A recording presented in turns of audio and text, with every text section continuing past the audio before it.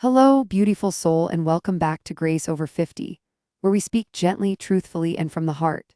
Today, we're going to talk about something few people ever discuss, yet so many women quietly suffer through that persistent urine odor that doesn't seem to go away, no matter how clean you are, how often you shower, or how carefully you care for yourself. Maybe you've noticed it after a long day, maybe someone close to you has hinted at it, or maybe it's just a lingering discomfort that makes you second-guess yourself when hugging your grandkids, going out with friends, or even shopping for new clothes. Let me say this clearly and lovingly: you are not dirty, you are not alone, and you are not to blame. This has nothing to do with your cleanliness and everything to do with small, hidden changes that happen after 60, that most people never talk about, and that no one ever taught us how to manage. In this video, I'm going to gently walk you through 6 common mistakes many women over 60 unknowingly make, mistakes that cause or worsen urine odor, and I'll show you exactly how to fix them in ways that feel kind, practical, and empowering. Some of these solutions are surprisingly simple. Some might just change the way you feel about your body, your routine, and your confidence. And mistake number 6. It's the one most doctors never mention, but it might be the very thing holding you back from feeling fresh and free again. So stay with me until the end, because this might just be the information that restores not only your comfort, but also your confidence, your ease, and your joy.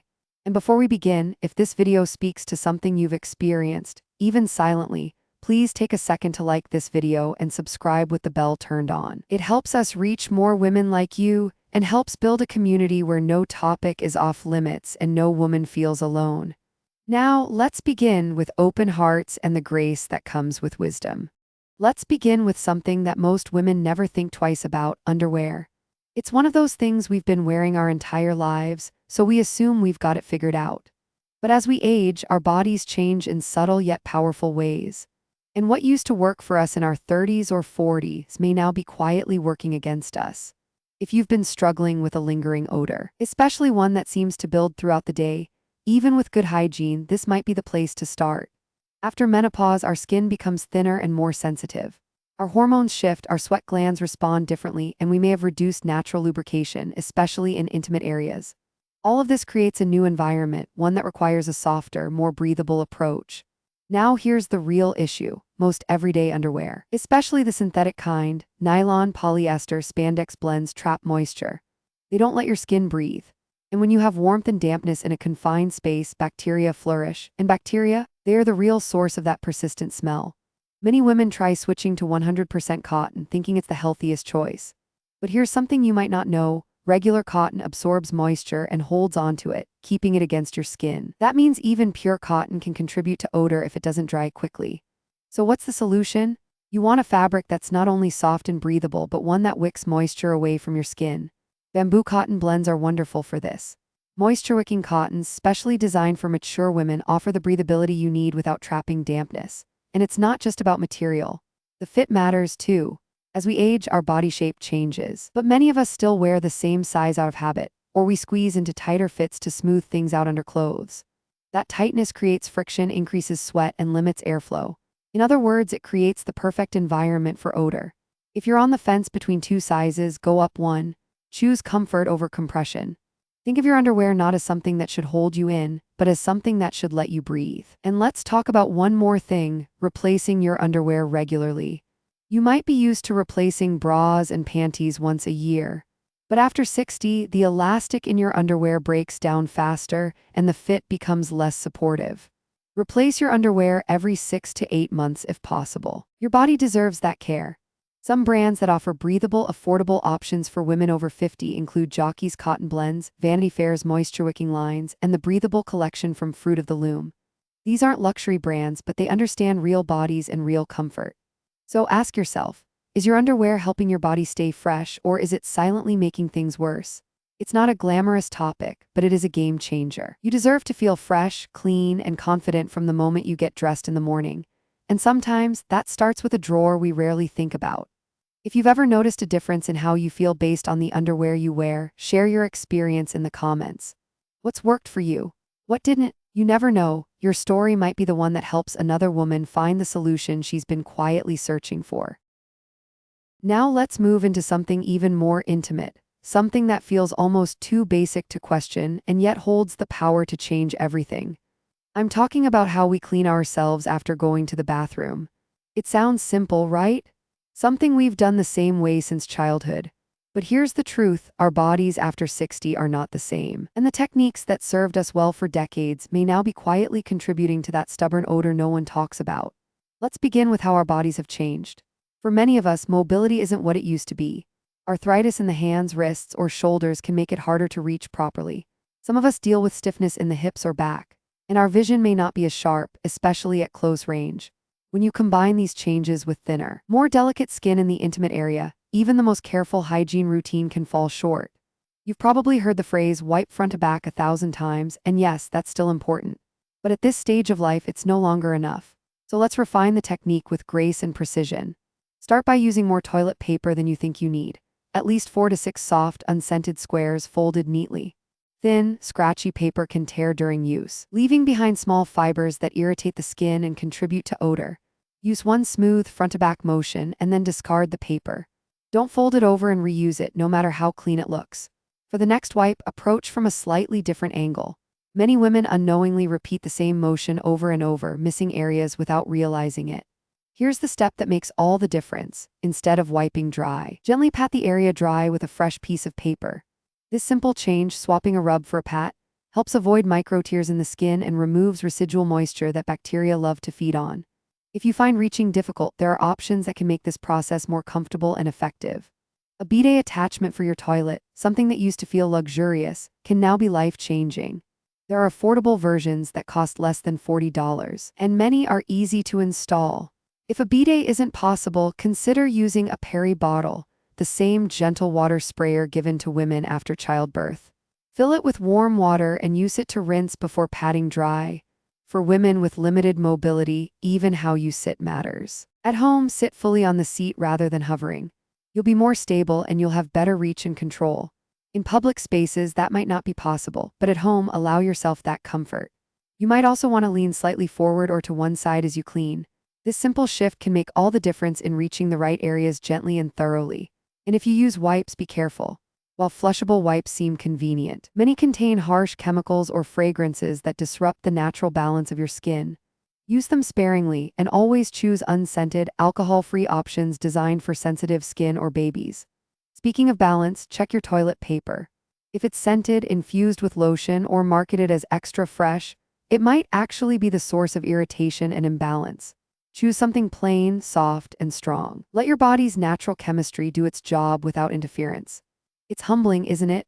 To realize that something so small, so habitual, could have such a big impact on how we feel throughout the day. But it's also empowering, because now you know and now you can adjust. And there is so much dignity in that. So tell me in the comments, have you already made changes to your hygiene routine? Are you just beginning to realize that it needs to evolve? There's no shame in this conversation, only support, compassion, and wisdom. That's what we build here at Grace Over 50. This next part might surprise you, because for many women, the moment they notice an odor, the instinct is to clean more, shower more, scrub more, apply stronger products. But what if I told you that both overcleaning and undercleaning can actually be part of the problem? It's a delicate balance, and it's one that changes after 60. Let's talk first about the ways our skin shifts during this chapter of life. After menopause, we naturally produce less oil. Our skin barrier becomes thinner, and our pH levels change. What does this mean in daily life? It means the protective layer that once shielded us from irritation and bacteria is no longer as robust. So when we shower every day, especially with hot water and strong soap, we may actually be stripping away the very barrier that keeps us balanced and odor-free. But here's the other side. If you deal with incontinence, even just occasional leaks, undercleaning can also create problems. Urine left on the skin, even in tiny amounts, breaks down into ammonia. That sharp, lingering smell is not just unpleasant. It can also irritate the skin and lead to rashes, especially if trapped in clothing or undergarments all day. So what's the right rhythm for our stage of life? For most women over 60, showering every other day is ideal, unless you're very active or managing leakage issues. On the days in between, what matters most is targeted care. That means gently washing underarms, feet, and intimate areas using lukewarm water and a pH-balanced cleanser. Temperature matters more than you might think. Hot showers feel soothing, especially on achy joints. But hot water strips natural oils, increases dryness, and can lead to more bacteria buildup, not less. Instead, aim for comfortably warm water, not steamy hot. Now let's talk about soap, because this is where most women, even those with excellent hygiene, are unknowingly doing damage. Ordinary body soap is far too harsh for the delicate skin around the vulva. Many soaps, even ones labeled gentle, have a pH of 9 or 10. But your intimate area needs to stay around pH 3, 5 to 4, 5 to remain healthy and odor-free. When that balance is disrupted, odor-causing bacteria take over, even if you're scrubbing thoroughly. Here's the truth: you don't need soap down there every day. In fact, warm water alone is often enough. Save the cleanser for days when you've exercised, sweated more than usual, or had an accident. And when you do use soap, make sure it's fragrance-free, pH balanced, and specifically made for intimate care. Another small but powerful tip: always wash your hair first and your intimate area last. That way you avoid spreading shampoo or body wash residue onto your most sensitive skin. And when you rinse, take your time. Leftover soap can cause irritation and worsen odor if it lingers on the skin. Once you're out of the shower, don't rush the drying process. Pat your skin dry, never rub. The skin around your vulva is already thinner and more fragile. Rubbing can cause micro-tears that become breeding grounds for bacteria. If you tend to feel damp even after drying, you can use a hairdryer on the cool setting to gently finish the job. It's a small step that makes a big difference, especially if you live in a humid climate or tend to sweat during the day.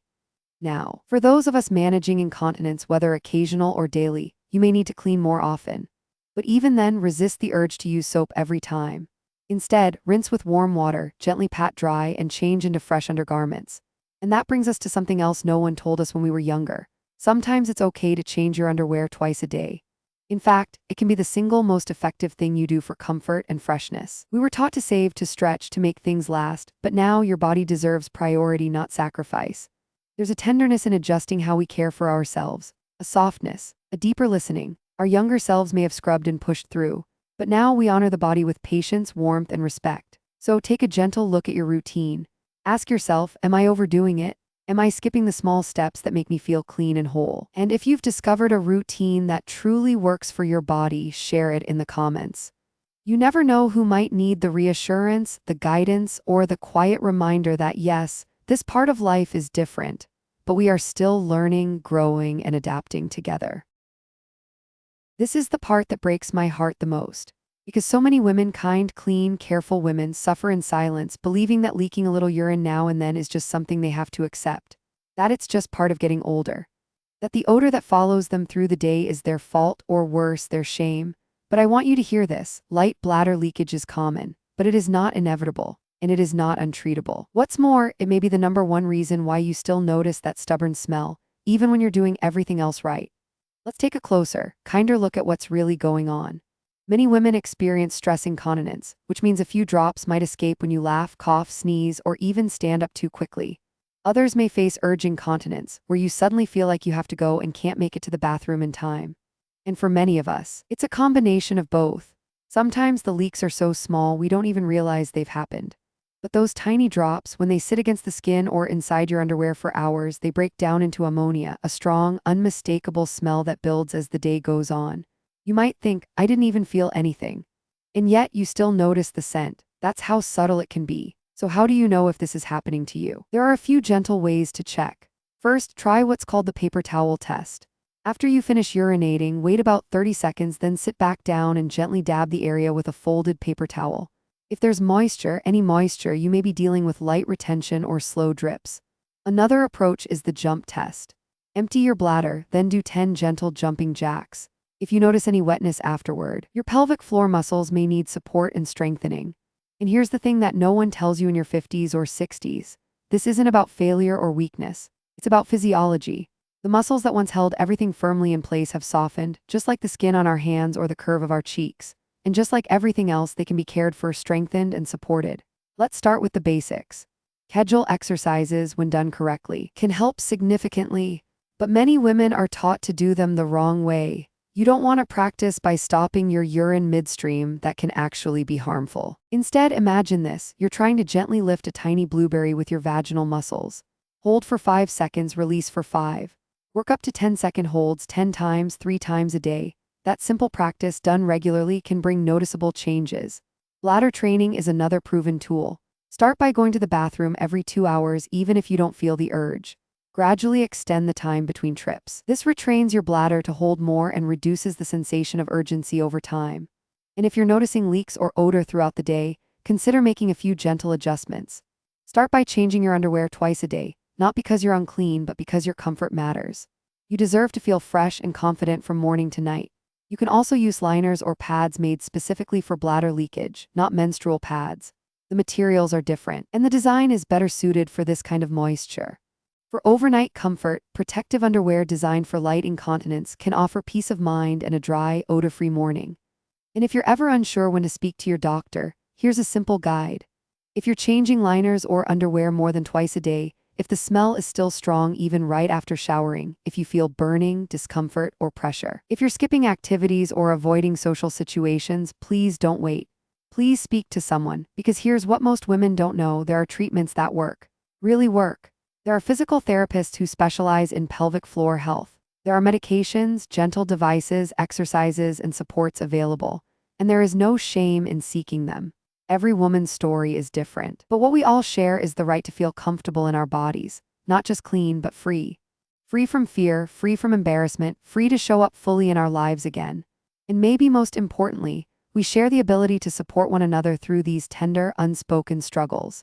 So if you've experienced leakage, or if you're just starting to notice small changes, share your experience in the comments. Not because you have to, but because someone else reading your story might finally feel brave enough to ask for help too. Now we've come to the part that surprises almost everyone. Because for many women, the first reaction to intimate odor is to try more products, more fragrance, more solutions from the drugstore shelves. You walk down the aisle and see rows of wipes, sprays, douches, scented soaps, powders, all promising freshness, confidence, and control. But here's the truth spoken with love. Most of those products are not helping you. In fact, they may be making things worse. Let's begin with the most harmful of all: douching. Many of us grew up thinking it was a normal part of hygiene. We were told it was clean, even necessary. But what it actually does is wash away the good bacteria that keep your vaginal ecosystem in balance. After menopause, our natural pH levels shift. Estrogen drops, moisture decreases, and the body becomes more vulnerable to irritation. When you add douching into that picture, you remove the healthy bacteria that were trying to protect you, and in their absence, odor-causing bacteria thrive. The same goes for scented soaps, pads, toilet paper, lotions, and sprays. These products contain chemicals that disrupt the fragile pH balance of your intimate area. What smells nice in the package may cause stinging, irritation, or even an increase in odor over time. So what should you look out for? Here are a few ingredients to avoid completely. Glycerin, often found in soaps and lubricants, it feeds harmful bacteria. Parabens, known hormone disruptors. Sulfates, too harsh for delicate skin. Artificial fragrance, unnecessary and irritating. Antibacterial agents, they kill the good along with the bad. Now let's shift to what works. For everyday care, the best option is the simplest: plain warm water. If you prefer to use a cleanser, choose one that is specifically formulated for mature skin, with a pH of 3.5 to 4.5. Brands like Rep 8 Fresh Balance, not the regular line, or even Cetaphil Gentle Cleanser can be helpful. They are mild, unscented, and formulated with your changing skin in mind. And for those occasional times when you feel the need for something more, consider probiotic suppositories once or twice a week. These help restore the good bacteria that keep everything in balance. You can also talk to your doctor about topical estrogen creams if dryness or chronic odor is an issue. Many women see dramatic improvements in comfort and scent within weeks. There's also a gentle home remedy that may sound unusual but has helped many women: plain, unsweetened yogurt with live cultures, applied externally. It's cooling, soothing, and can help reset the balance of healthy bacteria. Just make sure it's free from added sugars or flavorings. If you use wipes, go for unscented, alcohol-free baby wipes or those made specifically for sensitive skin. And don't forget the little things. Laundry detergents with heavy fragrance can leave residue in your underwear that leads to irritation. Switch to fragrance-free, hypoallergenic options and add an extra rinse cycle when washing intimate garments. Now let's talk about something even more unexpected: your diet. What you eat has a direct effect on how your urine smells. After menopause, hormonal changes affect the liver and kidneys, altering the way your body processes waste. Foods that never used to bother you may now create a strong, lingering odor. You probably already know about asparagus. But did you know that coffee, one of the most common triggers, makes your urine more acidic and concentrated?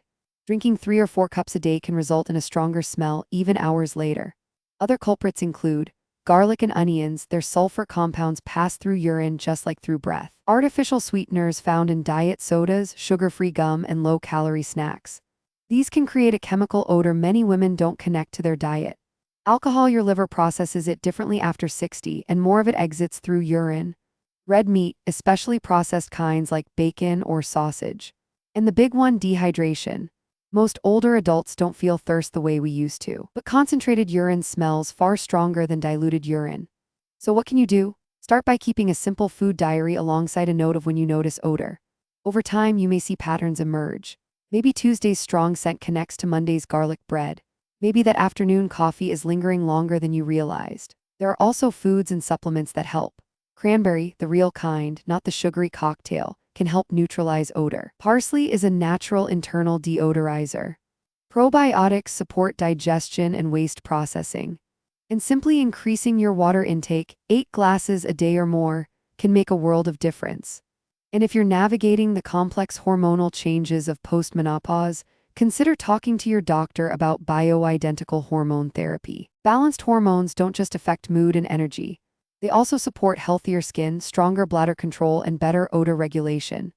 Here's what all of this means at the end of the day. You are not stuck. You are not failing. You are simply discovering a new phase of your body and learning how to care for it with grace, understanding, and wisdom. Now you know the 6 silent mistakes that may have been stealing your comfort. And now, you also know how to take that comfort back with care, knowledge, and kindness. Because you deserve to feel clean, comfortable, and confident in your skin. Not someday, but every single day. If this video gave you even one helpful idea, please take a moment to like and share it. You could be offering relief to another woman who's been quietly struggling just like you once were. And don't forget to comment below. Let's continue the conversation, woman to woman, honestly, respectfully, and without shame. At Grace Over 50, no topic is too awkward, no question is off limits, and no woman is ever alone. A note from Grace Over 50: if this video brought you even a little relief or comfort, please consider liking and sharing it with the women you love. And don't forget to leave a comment and share your experience, because your story might be the key someone else has been searching for all these years. And if you'd like to continue this journey of self-love and gentle wisdom after 50, make sure to subscribe and turn on notifications. Because here at Grace Over 50, there is no shame in speaking the truth, only honesty, healing, and community.